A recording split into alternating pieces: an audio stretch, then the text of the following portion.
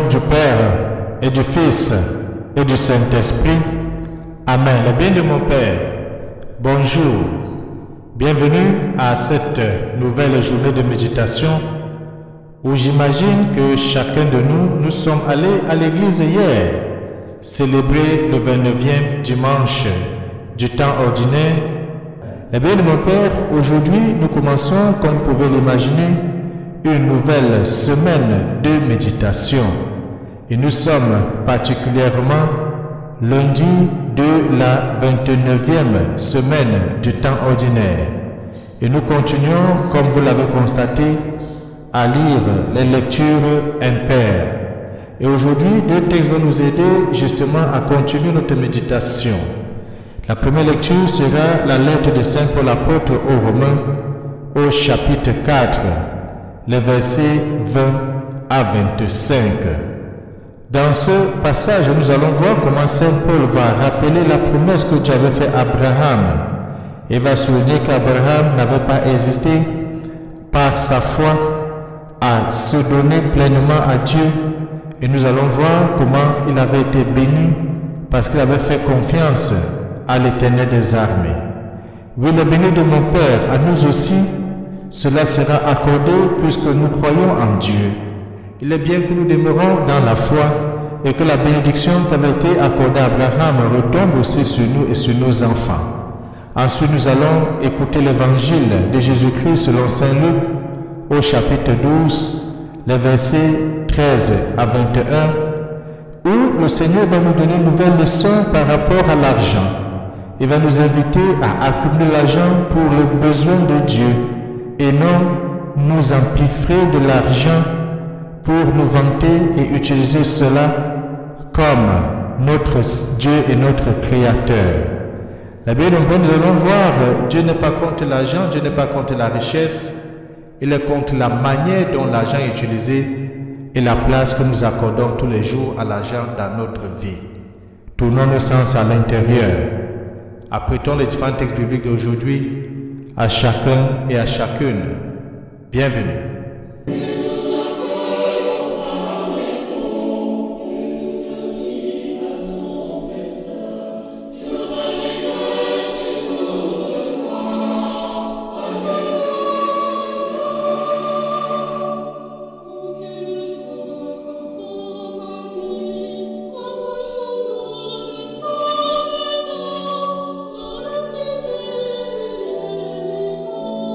Prions.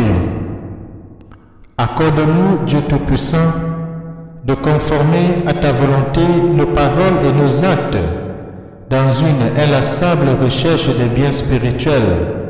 Et nous te confions aussi cette semaine qui commence en te disant merci d'avoir veillé sur nos pas. Nous te confions aussi tous les peuples qui aujourd'hui vont de façon spéciale élire leurs représentants. Nous pensons au Canada.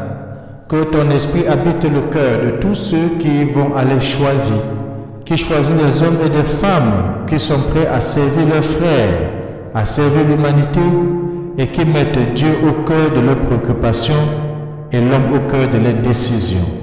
Nous t'avons prié par Jésus-Christ, ton Fils bien-aimé, lui qui vient règne avec toi dans l'unité du Saint-Esprit, Dieu maintenant et pour des siècles et des siècles. Amen. Le bien de mon Père, que chacun ouvre la lettre de Saint Paul apôtre aux Romains au chapitre 4, les versets 20 à 25. Nous allons méditer l'évangile de Saint Luc au chapitre 12, les versets 13 à 21. Bonne méditation.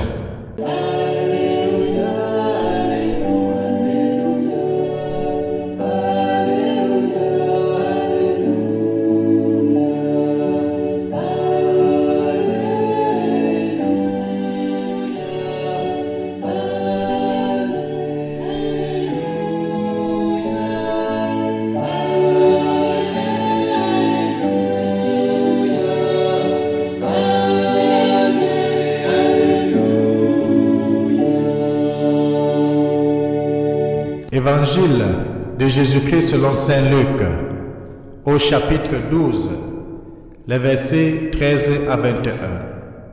En ce temps-là, du milieu de la foule, quelqu'un demanda à Jésus, « Maître, dis à mon frère de partager avec moi notre héritage. » Jésus lui répondit, « Homme, qui donc m'a établi pour être votre juge ou l'arbitre de vos partages. Puis s'adressant à tous, gardez-vous bien de toute avidité, car la vie de quelqu'un, même dans l'abondance, ne dépend pas de ce qu'il possède. Il leur dit cette parabole. Il y avait un homme riche dont le domaine avait bien à rapporter. Il se demandait que vais-je faire, car je n'ai pas de place pour mettre ma récolte.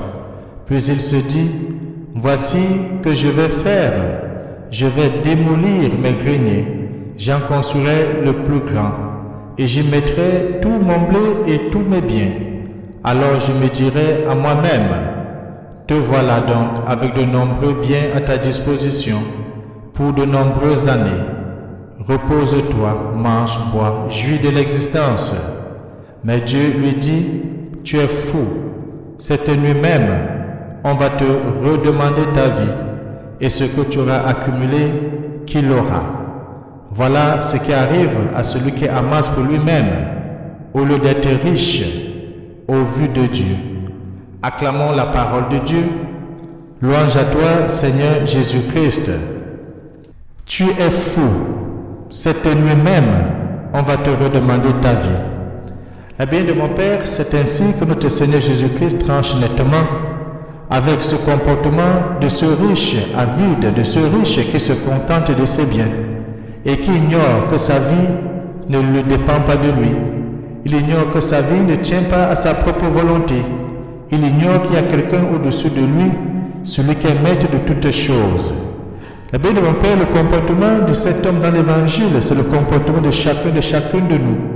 Le plus souvent, nous avons les yeux tournés sur ce que nous avons, sur ce que nous possédons, sur nos biens meubles et immeubles. Les yeux sont tournés sur nos hypothèques, sur notre compte en banque bien fourni. Nos yeux sont tournés sur nos belles maisons, bien grandes, avec des grosses barrières, qui empêchent même le voisin de voir ce qui se passe chez nous. Nos yeux sont souvent tournés sur nos belles voitures, mais surtout sur les biens que nous avons qui peuvent nous permettre de jouir de la vie. Eh bien, mon Père, il m'est arrivé de lire l'histoire dans plusieurs pays, l'histoire des corruptions. Et il m'est arrivé de constater que dans plusieurs pays, lorsque certains sont arrêtés de détournement de biens publics, lorsqu'ils sont arrêtés d'avoir détourné les biens du peuple, il ne leur restait rien du tout. Parce que tout ce qu'ils ont eu amassé les ont servi à faire des bels voyages, de prendre les premières classes dans les avions, d'aller dans des belles hôtels 5 étoiles, d'avoir de belles femmes, de se donner des luxes insolents. N'avons-nous pas suivi d'ailleurs qu'il y a certaines personnes qui veulent sauver ce luxe de payer un voyage pour aller à la Lune, pour aller dans l'espace? C'est ainsi que plusieurs d'entre nous manipulons l'argent, nous manipulons le bien. Mais Jésus nous dit aujourd'hui que nous sommes des insensés justement parce que vanité de vanité, tout est vanité. Notre vie ne tient qu'à notre souffle et notre souffle dépend de Dieu. À la fin de l'évangile, on peut mieux comprendre comment Jésus-Christ dit « Cette nuit même, on va te redemander ta vie. » Et qu'est-ce qu'on pourra faire de nos multiples maisons, de nos biens meubles et immeubles? Qu'est-ce qu'on pourra faire de nos comptes bien fournis? Qu'est-ce qu'on aura fait des femmes que nous aurons accumulées à gauche, à droite? Qu'est-ce que nous aurons à faire avec les belles voitures dont nous ne pouvons même pas y entrer? La bénie de mon Père, mieux veut accumuler, comme Jésus-Christ dit, la richesse en vue de Dieu. Cette richesse en vue de Dieu, c'est d'être de façon permanente et constante en communion avec l'Éternel des armées. C'est d'être toujours unis à Jésus-Christ et de toujours nous conformer à ce que l'Esprit Saint révèle en nous et surtout de demeurer dans la parole de Dieu.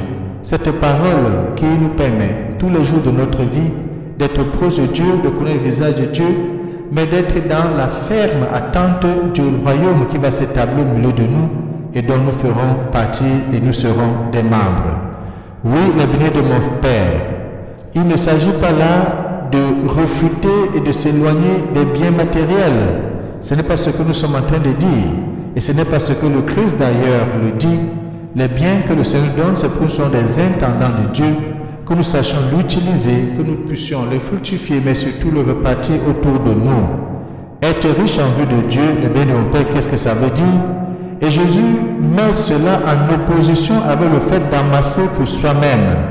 Il ne s'agit donc pas de complaire dans la misère ou de mépriser la richesse, mais de veiller à ce que celle-ci serve au bien commun, au bien de tous, au bien de l'humanité. Et c'est ce à quoi notre pape François nous invite tous les jours, en appelant le monde et l'humanité notre maison commune. Que Dieu Tout-Puissant nous bénisse aujourd'hui, lui qui est Père, Fils et Saint-Esprit. Amen. Bonne journée.